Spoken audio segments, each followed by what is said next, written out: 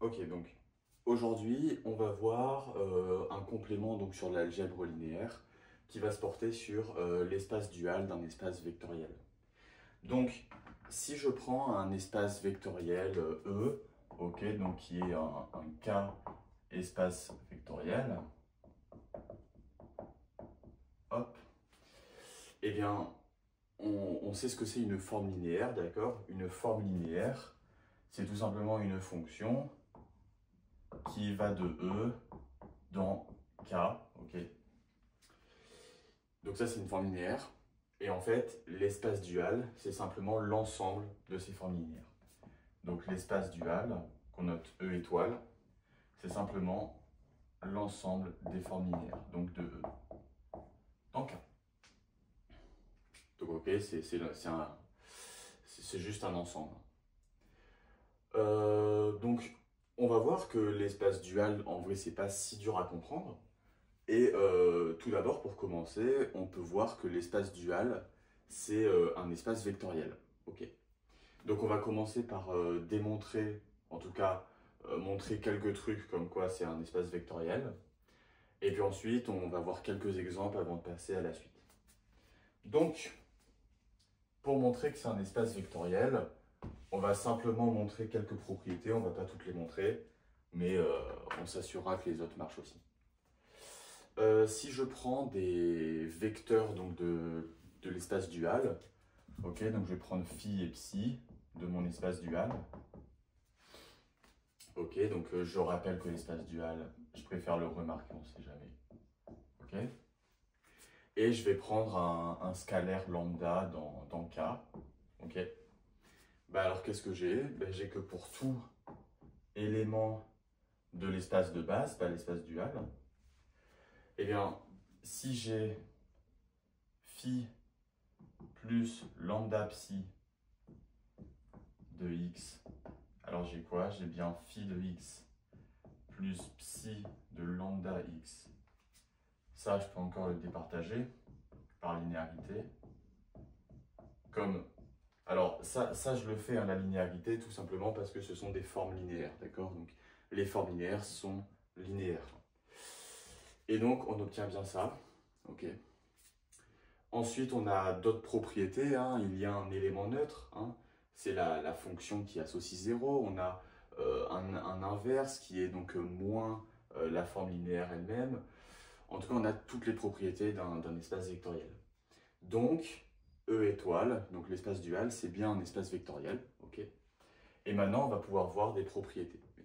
Avant de voir ces propriétés, en tout cas rentrer plus en détail, on va pouvoir voir quelques exemples d'espace dual pour commencer. Donc,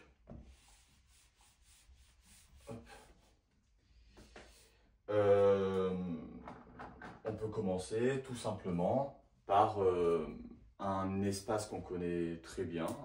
Si je prends E qui est égal à Rn, ok, ou on va même prendre plutôt Kn, hein, on va généraliser. Donc K un corps, eh bien, qu'est-ce qu'on a sur ces propriétés-là? Enfin, des formes linéaires sont de quelle forme? Les formes linéaires, donc que je vais noter Fl pour forme linéaire, elles sont de la forme de AI xi, ok, donc pour i allant de 1 à n, avec les AI dans K et les xi dans K aussi. Ok. Et donc ça, c'est une forme linéaire sur Kn, d'accord? Donc on peut prendre un exemple très concret, hein. Si je prends par exemple Rn, ben, par exemple une forme linéaire f serait par exemple 3x1 moins 2x2, on va prendre R3 plus x3. Hein. Ça, c'est une forme linéaire, ok? Parce que ça prend bien un vecteur de x et ça renvoie bien un scalaire, ok? Donc là, pour l'instant, on a vu un exemple ici. On peut voir un autre exemple. Donc on peut se mettre sur un autre espace E.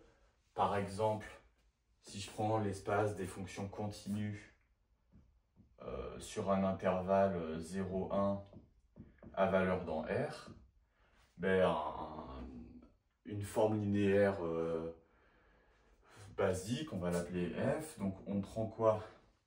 Notre espace E, c'est ça. Donc on va prendre quoi? On va prendre une fonction.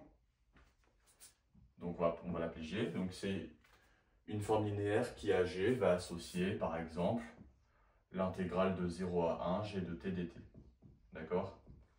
Ça c'est bien une forme linéaire provenant de l'espace dual. Hein. Je vais le marquer F dans l'espace dual de E. Pour la simple et bonne raison que on prend bien un élément qui est une fonction continue sur l'intervalle 0, 1 et on lui associe un scalaire qui est ici le résultat de cette intégrale. Ok, un autre exemple qui est très connu, hein, c'est sur l'ensemble des matrices carrées. Donc si je prends E qui est Mn de R ou Mn de K, on généralise. Eh bien, qu'est-ce que je peux dire? Je peux dire qu'on a une forme linéaire très connue qui est la trace. D'accord? La trace, elle fait quoi? Elle prend une matrice A et elle lui associe, enfin, elle va de A dans K, ok? Et à des coefficients A, I, J, elle les associe simplement la somme des A, I, ok? Bon, là, j'ai pas mis les... Vous avez compris, hein. C'est I entre 1 et N et J entre 1 et N. Ok. Donc la trace, c'est bien une forme linéaire sur E qui est l'espace des matrices carrées à coefficient dans le K, parce que voilà, on obtient bien ça. Donc la trace ici appartient à l'espace dual Mn de K. On a encore plein d'autres trucs. Le déterminant aussi ça marche, mais bon, voilà. Il y a plein de formes linéaires, d'accord? C'est juste un exemple ici, c'est juste des exemples assez simples. Donc maintenant, on va s'intéresser un peu plus à l'espace dual en lui-même. Et en fait, on va voir qu'il existe ce qu'on appelle une base duale. Donc, une base duale, qu'est-ce que c'est? C'est donc une base de notre espace dual qui a une propriété très très importante. Ok? La base duale, tout simplement. Donc, souvent, si j'ai les EI ici, I entre 1 et N, c'est une base de E, d'accord, de mon K espace vectoriel. Alors, on va lui associer une base qu'on va noter avec une étoile. Donc ici, on reste bien en dimension finie, hein, parce qu'en dimension infinie, la dimension de E n'est pas la même que la dimension de son dual. Donc on va rester pour l'instant en dimension finie, d'accord? Et donc en fait, on a simplement que la base duale, ok? Donc ça, c'est ce qu'on appelle la base duale de E. Donc cette base, elle est dans E étoile, d'accord? Je le marque, hein, même si ça paraît évident. Et donc cette base duale-là, qu'est-ce qu'elle a comme propriété? Telle que, eh bien, quel que soit IJ, eh bien, EI étoile qu'on évalue sur EJ, c'est égal au symbole de Kronecker. Je ne sais pas si on voit bien, mais voilà. Ok. Donc, qu'est-ce qu'on dit par là? On dit simplement que chaque forme linéaire qui sont donc dans la base duale, eh bien, si je les applique à un vecteur de ma base de E, eh bien, si c'est le même vecteur, ok, le même vecteur dans l'indentation, ça vaudra 1. Donc, je vais rappeler quand même ici que le déterminant de Kronecker, il vaut 1 si I égale à J, 0 sinon. Donc, on vaut 1 si on a les mêmes, et on vaut 0 sinon. Ok?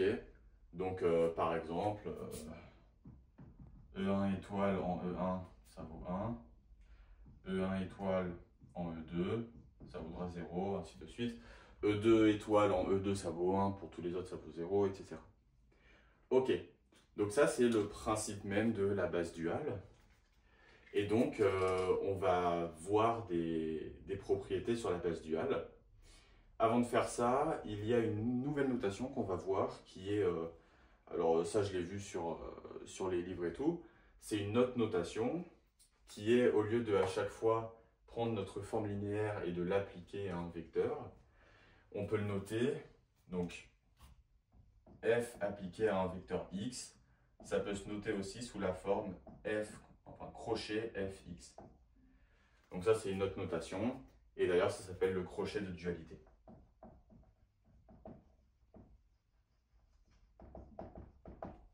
Ok. Donc, on va voir quelques propriétés grâce à la base duale qui sont très intéressantes. Ok. Donc, allons-y. Une des premières propriétés, c'est de voir que tout vecteur de E peut s'écrire via la base duale. Donc, si je prends un vecteur x dans E, ok, x, il aura des composantes, x1, ça dépend de la dimension, hein, jusqu'à xn, on va dire qu'il y a une dimension ne. Ok, eh bien, en fait, on va voir que chaque composante peut être décrite comme un vecteur de la base duale appliqué à x. Ok. En fait, pourquoi? Parce que on a vu que E1 étoile, par exemple, évalué en E1, ça vaut 1. Ok. Ainsi de suite. Donc, si je prends mon x et que je l'écris dans une base, donc dans la base qui le fait vecteur comme ça, ok, eh bien, qu'est-ce que je peux regarder? Je peux regarder si j'applique un vecteur quelconque de la base duale sur x. Qu'est-ce que ça me donne? Bon, prenons un EJ. Donc, j'applique EJ sur x et je regarde ce que ça fait. Donc, EJ, c'est dans l'espace dual, ce qui fait que c'est une forme linéaire. Donc, elle n'agira, enfin, elle pourra rentrer dans la somme et elle n'agira que sur un vecteur. Xi, c'est un scalaire, elle va agir que sur EI. Donc, c'est simplement la somme pour i allant de 1 à n dxi et puis EJ étoile que j'associe qui agira sur EI. Or, on sait que, alors je vais le mettre dans la même notation, sinon ça peut porter à confusion. On sait que EJ étoile appliqué sur EI égale à 1 si et seulement si I égale à J. I égale à J. Et sinon, ça vaut toujours différemment. En fait, je vais remarquer la formule qu'on connaît. Voilà. Donc, qu'est-ce qu'on peut dire? Quand I va varier de 1 à n, ça va toujours valoir 0, sauf quand I vaudra J. Et donc, quand I vaudra J, ça vaudra 1, et XI sera XJ. Donc, ça vaudra XJ. Donc, qu'est-ce que j'ai? J'ai que si j'applique un vecteur de ma base duale quelconque sur un vecteur x de ma base de E, eh bien, j'ai qui me donnera sa jm composante. Et donc, qu'est-ce que je peux dire? Je peux dire que x s'écrit comme une somme, sauf que mon xi, je peux l'évaluer, je peux dire que c'est tout simplement... Alors, désolé, c'est un i du coup. Et donc, x s'écrit aussi comme l'évaluation de x par le im vecteur de la base duale fois ei. Ok? Donc ça, c'est une propriété très importante.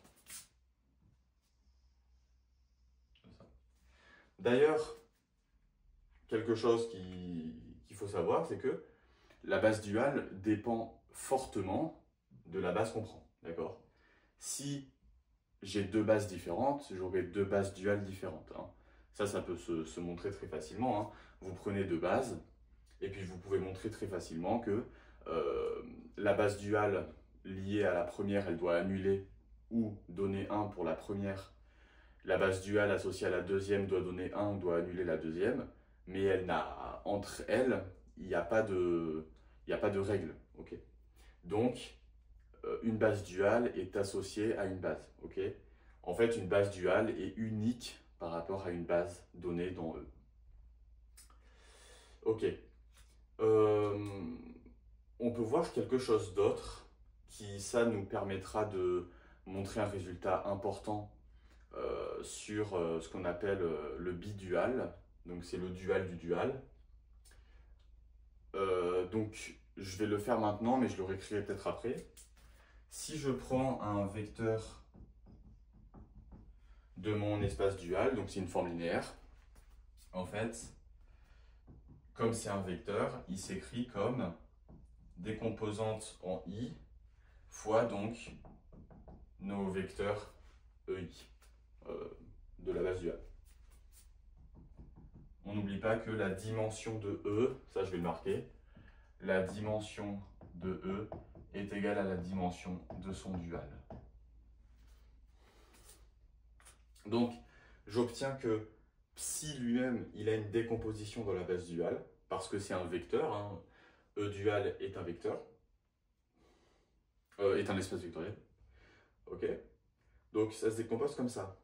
Et la question, c'est est-ce que, comme tout à l'heure, je peux réussir à identifier mon xi ici, donc ici mon psi, est-ce que je peux réussir à l'identifier en fonction de une identification quelconque? Bon, ben ça, en fait, on va regarder le même principe, on va se dire, ben, psi, c'est une forme linéaire, donc qu'est-ce qu'elle fait sur les vecteurs de la base de E? Ok, ça peut être intéressant. Donc, on va regarder l'action de psi sur un vecteur quelconque de E. Donc, psi, il s'écrit comme ça. Donc, si je l'évalue sur un EI, ok, quelconque, ben, c'est que les vecteurs, en tout cas les formes linéaires qui sont dans la décomposition, qui vont agir sur les EI. D'accord? Donc là, je vais mettre EJ d'ailleurs, parce que sinon ça va porter à la confusion. Donc, ici, dans ma décomposition de psi, qui est une forme linéaire, j'ai une somme de scalaires fois des formes linéaires, qui sont les formes linéaires de base, donc de la base duale. Donc, c'est seulement ces éléments-là qui vont agir sur mes EJ. Enfin, sur mon EJ ici. Donc, c'est égal à quoi? C'est une somme de quoi? Bon, ben, j'ai encore mes scalaires psi i. Et puis, j'ai l'action des EI étoiles, donc de ma base duale, sur mon EJ. Et encore une fois, comme tout à l'heure ici, on a ça. D'accord? On a que symbole de Kronecker, donc ça vaut 0, sauf quand ici J vaudra I. Donc quand I vaudra J, ça vaudra 1. Donc ça me donne psi J. Donc on peut bien exprimer psi J, enfin psi I ici, en fonction de ça. Et de dire que ça s'écrit comme psi EI dual. Un deuxième résultat important qui va nous permettre de démontrer ce qu'on verra après, que E et E bidual en dimension finie sont isomorphes. Ok, donc on a ces deux résultats importants que je vais réécrire sur le côté et on va passer à quelques exemples pour voir ça. Ok, donc j'ai remarqué ici les deux trucs qu'on vient de voir, les deux formules qu'on vient de voir, qui vont nous servir après pour le bidual et qui vont encore nous servir si on en a besoin. Donc, on va voir quelques exemples. Ok, deux exemples. Un appliqué donc à Kn et un appliqué aux espaces des polynômes. Donc, premièrement, si je prends E qui est égal, on va prendre Rn, même si on pourrait le généraliser. Bon, allez, Kn. Allez. Ok. Eh bien, ce qu'on va faire, c'est que on sait que tout endomorphisme, ok, tout endomorphisme, donc qui va de Kn dans Kn, peut s'écrire dans une base particulière sous forme de matrice. Ok, donc ça on l'a vu dans de précédentes vidéos. Voilà.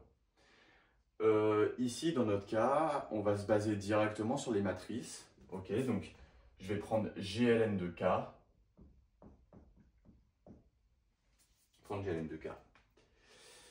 On va se baser donc sur les matrices qui sont inversibles. Pour la simple et bonne raison que si elles ne sont pas inversibles, la propriété que je vais vous montrer ne marche pas. Donc il faudra passer par une autre technique pour trouver. Et puis même, si de base une matrice n'est pas inversible, ça veut dire quoi? Ça veut dire que son déterminant est nul. Et le déterminant d'une matrice nulle, ça veut dire que les éléments qui composent les colonnes, les vecteurs qui composent les colonnes, ne sont tout simplement, enfin ils sont liés. Donc ce n'est pas une base. Donc ici on travaille sur les bases, notamment sur la base duale, à partir d'une base. Donc forcément que la matrice est inversible. Donc on se base sur l'espace des matrices inversibles. Et en fait, ce qu'il faut comprendre, c'est que une matrice, elle est constituée en fait de vecteurs. Donc V1 en ligne jusqu'à Vn vecteurs. Ok. Donc c'est une matrice de taille Nn, elle est constituée de n vecteurs. Voilà. Et en fait, chaque vecteur, on va considérer ici la matrice dans la base canonique, ok, de E. Et bien chaque vecteur, en fait, ce sont donc des vecteurs dans la base. Ok. En fait, ici, V1 jusqu'à Vn, cette famille-là, en fait, c'est une base de E.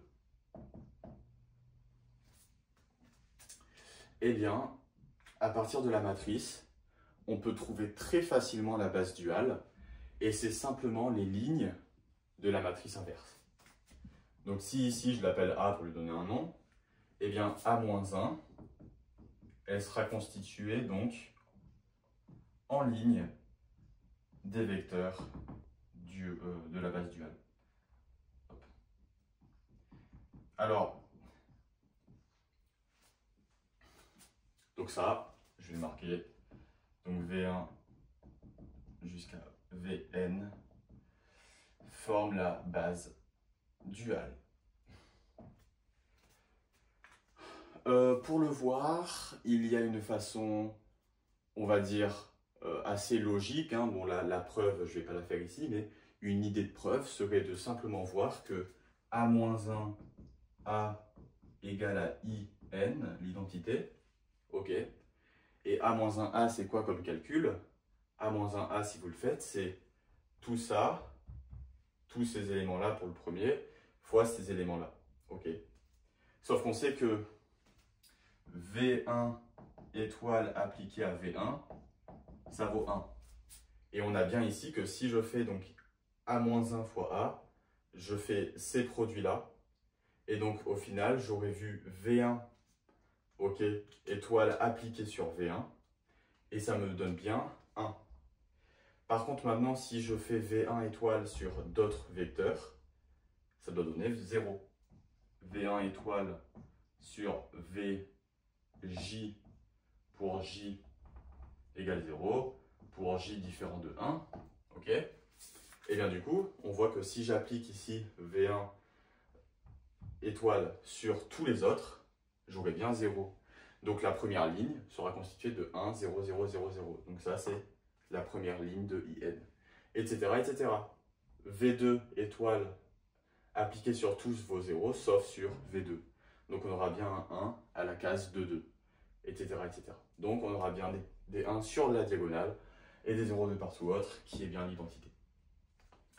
Donc ça, c'est une façon pour bien comprendre que A-1 est constitué en ligne des vecteurs du haut. Et donc si vous prenez la transposée de A-1, vous avez en colonne les vecteurs de la base duale. D'ailleurs, je ferai peut-être une autre vidéo pour montrer le lien entre la base duale et la transposée d'une matrice, mais bon, peut-être pas. Ok, donc ça c'est un résultat important, au moins si vous êtes dans Rn, dans Kn, eh bien vous savez très facilement trouver les vecteurs de la base duale en posant la matrice associée. Elle est forcément inversible, sinon vous n'avez pas de base, et donc vous trouvez une base duale très rapidement. Un deuxième exemple, qui lui, j'en avais fait une vidéo donc, sur l'interpolation de Lagrange. Un autre exemple, c'est l'interpolation de Lagrange. Alors, si vous vous rappelez bien, le but de l'interpolation de Lagrange, c'est de dire que je cherche un polynôme P qui est constitué d'éléments comme ça, ok, pour i allant de 0 à n, donc là il y a n plus un point, où en fait vous avez des familles de points, alpha i, bêta i, donc c'est une famille de points, hein, entre 0 et n, donc n plus un point, et vous voulez que quand j'applique mon polynôme sur un élément AI, j'obtiens, désolé j'ai dit alpha, voilà, j'obtiens mon bêta i, et voilà, ça c'est la condition, quel que soit i. Donc ça c'est le but de l'interpolation de Lagrange, c'est de trouver un polynôme qui, évalué en chaque abscisse qu'on veut, donne l'ordonnée qu'on veut. Donc ça c'est exactement la forme de notre polynôme. Or, ici, nos LI de x, en fait, le but, c'est quoi? C'est de dire que, donc, je vais remarquer la formule, si je m'en souviens bien, pour j différent de i, voilà. En fait, la formule, c'est quoi? C'est de dire que j'ai une base de polynômes. D'ailleurs, les LI forment une base, d'accord, de polynômes.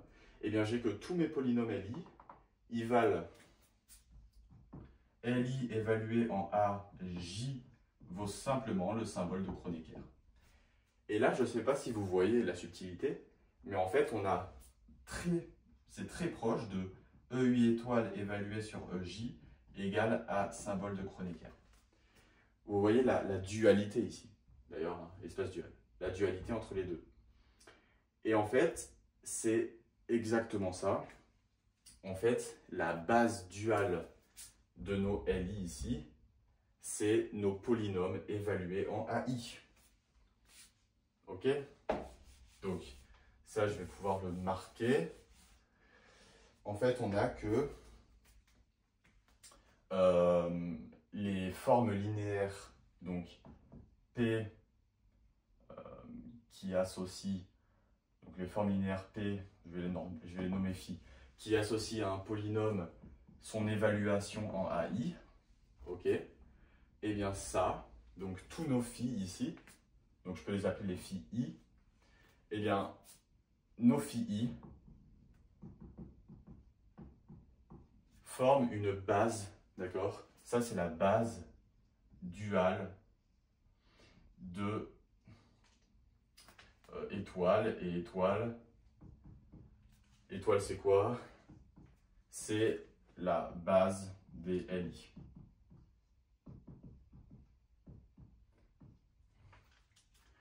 Donc la base duale de nos polynômes LI, c'est phi.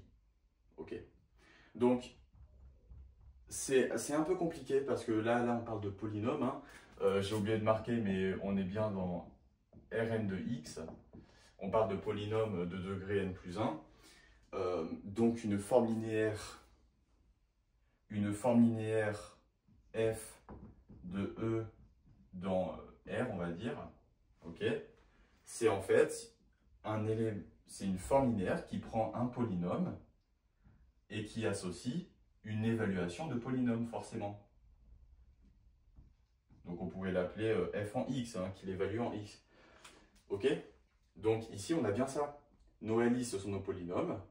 Donc nos LI, en fait, ils appartiennent, cette famille, elle appartient bien à eux. Et on va évaluer avec ici nos évaluations, ici, de l'espace dual. On va les évaluer. Ok? Et donc, pourquoi ça marche bien? Ben, si j'évalue phi i LJ, ça me donne quoi? Ça me donne LJ en AI, hein, c'est la définition. A phi i de LJ, qu'est-ce que je fais? Ben, je prends le polynôme LJ et je lui associe son évaluation en AI. Donc c'est exactement ça. Et bien ça, on a vu que c'est le symbole de Kronecker. Ok? Et donc on a exactement l'histoire d'une base duale. Ok? Donc, dans Rn de x, pour l'interpolation de Lagrange, eh bien, nos polynômes ici sont la base duale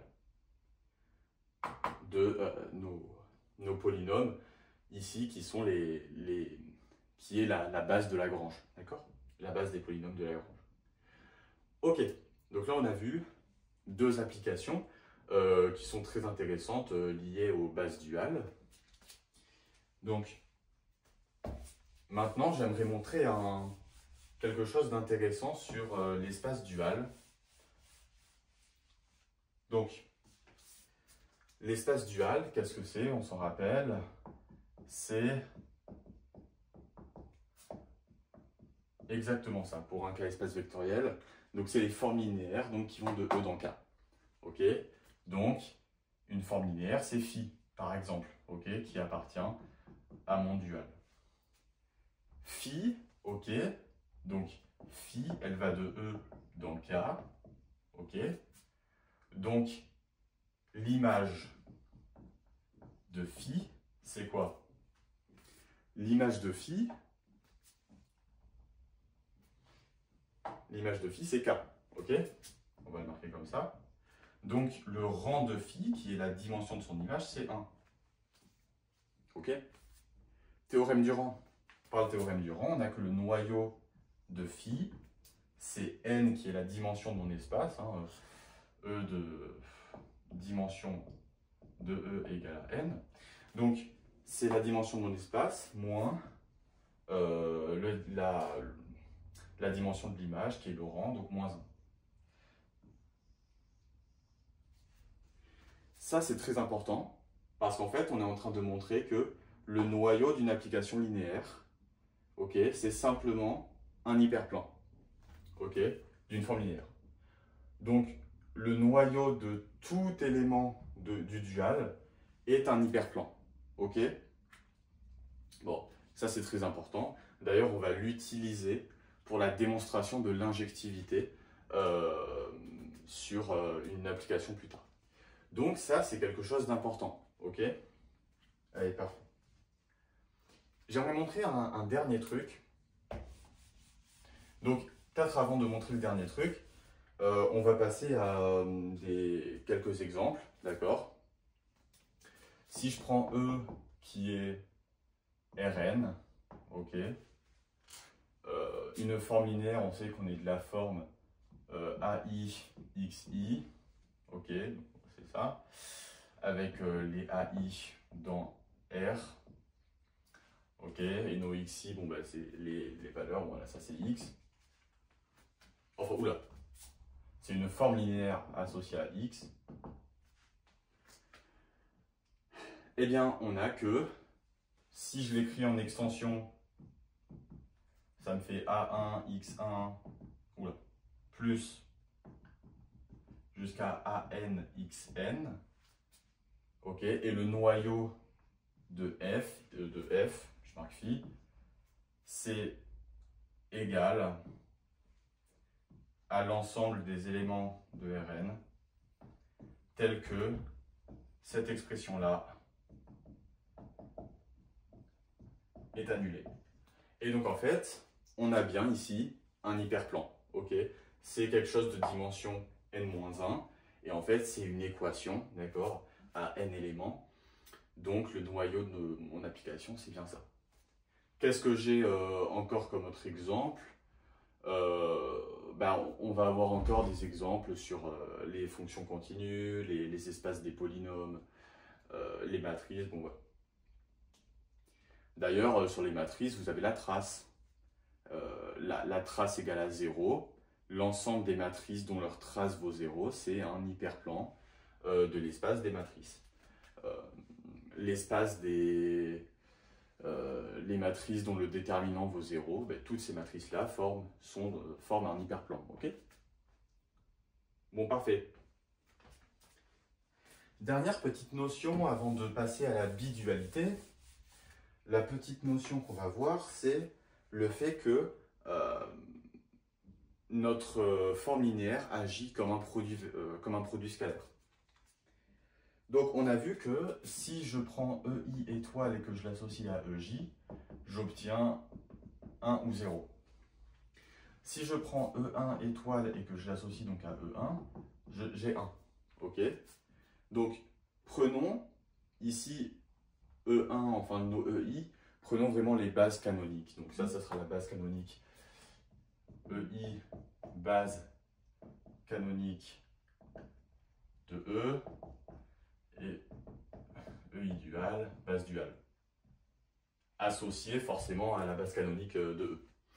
Ok, donc, qu'est-ce que c'est? Ça veut dire que mon élément, ici, E1 étoile, il agit sur 1, 0, jusqu'à 0, il donne 1.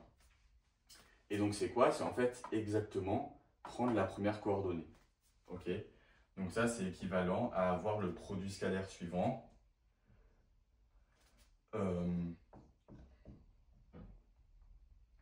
1, 0 jusqu'à 0, avec 1, 0 jusqu'à 0. Et ça vaut bien 1. Pourquoi? Parce que si je prends par exemple E2, mon 1 il est là, mon 1 il est là, il n'est pas là, donc ça fera bien 0 et pour tous les autres. Donc en fait, qu'est-ce que je peux dire? Je peux dire que E1 appliqué, donc EI appliqué sur EJ, c'est exactement le résultat d'un produit scalaire, ok, qui va être l'application de EI étoile sur EJ. Bon, d'ailleurs, on retrouve la notation du crochet de dualité qu'on avait là. Et bon, après, il y a des histoires du fait que EI étoile est en colonne, donc techniquement, il faut prendre la transposée, mais bon, là, je le marque rapidement, facilement, qu'on le voit comme ça. Ok, donc ça, c'était la dernière notion, c'est juste de dire que la base duale, en tout cas, voilà, notre base duale agit comme un produit scalaire sur ça. Donc, maintenant qu'on a vu tout ça, on va pouvoir passer à la bidualité. Donc la bidualité, c'est une notion importante parce qu'en fait, on va pouvoir montrer que si E est de dimension finie, ok, on va dire que la dimension de E, c'est n, eh bien, qu'est-ce que j'ai? J'ai que E est isomorphe à son bidual. Et ça, c'est un résultat important. Ok. Donc, pour montrer un isomorphisme, il faut montrer plusieurs choses. Donc, on va déjà pouvoir montrer la linéarité et on va devoir montrer aussi la bijectivité entre les deux pour une certaine application. Donc, ce qu'on va faire, nous, c'est que là, on va s'attaquer à étudier une application phi qui va donc de E dans le bidual et on doit montrer que phi, elle est linéaire et bijective. Donc, la linéarité n'est pas très dure. Bon, ça, on l'acquit, d'accord, on le sait. Je vais tout mettre en haut pour que j'ai plus de place en dessous.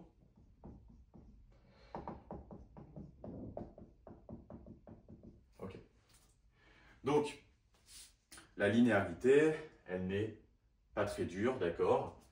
Si je prends phi, donc je vais prendre des applications phi et psi, petit phi et psi dans le dual. Ok.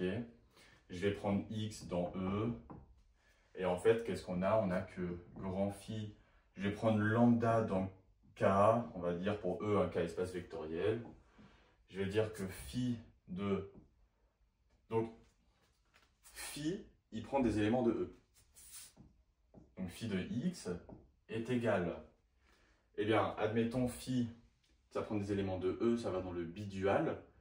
Donc, c'est prendre des éléments du dual pour aller dans le bidual. Donc, qu'est-ce que je fais? Je peux dire que c'est phi plus lambda psi évalué en x. Et ça, on a vu tout à l'heure que ça donne bien phi évalué en x plus lambda psi évalué en x. Et ça, donc, qu'est-ce que j'ai? J'ai que c'est pareil que phi évalué en x plus lambda phi évalué en x.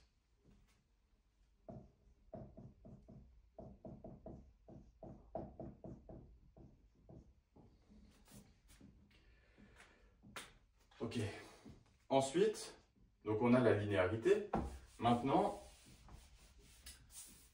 comment est-ce que je peux montrer que c'est bijectif? Donc, premièrement, la dimension de E, on sait qu'en dimension finie, et c'est dans les hypothèses, c'est la même que la dimension du dual. Mais du coup, la dimension du dual, c'est la même que la dimension du bidual. Et donc, par transitivité, on a que la dimension de E est égale à la dimension du bidual de E. Donc, ça c'est très intéressant pour nous, parce qu'on a juste à montrer soit l'injectivité, soit la surjectivité, et on aura fini. Le plus simple, c'est l'injectivité. Comment est-ce qu'on va faire? Bon, en fait, on va regarder phi évalué en un certain x égale 0. Donc, pour x dans E, on va regarder phi de x évalué en 0. Phi de x vaut 0. Et on va voir ce que vaut x. Donc, phi de x, c'est en fait l'application de forme linéaire du dual, ok, dans x, par x. En fait, en quelque sorte, c'est phi, il agit comme l'évaluation d'une forme linéaire quelconque sur x. Donc, c'est équivalent à dire quoi? C'est équivalent à dire que, quelle que soit une forme linéaire dans le dual, j'ai que phi de x égale à 0. Ok, donc c'est ça.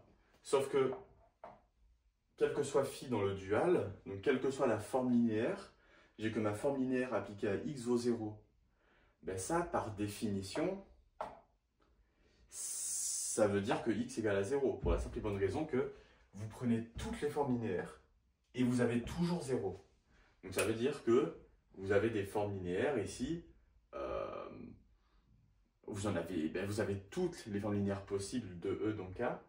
Donc il y en aura forcément, ou si x ne vaut pas 0, ça ne vaudra pas 0. D'accord? Donc forcément, à partir de là, ça implique que x égale à 0. Donc phi de x égale à 0 implique que x égale à 0. On a que phi est injective. Et comme les dimensions sont égales, on a que phi plus dimension de E égale à dimension du bidual. Alors, phi est bijective. Ok. Phi est bijective. Et en plus, on avait vu que phi est linéaire. Donc, il existe bien un morphisme bijectif, donc un isomorphisme.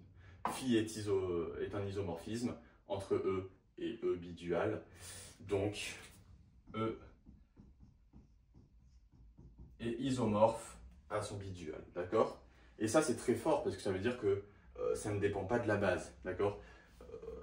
Là, ici, la base n'est pas prise en compte, alors que tout à l'heure, entre E et son dual, la base était prise en compte. C'est pour ça d'ailleurs qu'on n'avait pas de morphisme entre d'isomorphisme. Voilà, donc, pour ce qui est de la bidualité, c'est bon. Et maintenant, on va passer sur juste un dernier sujet.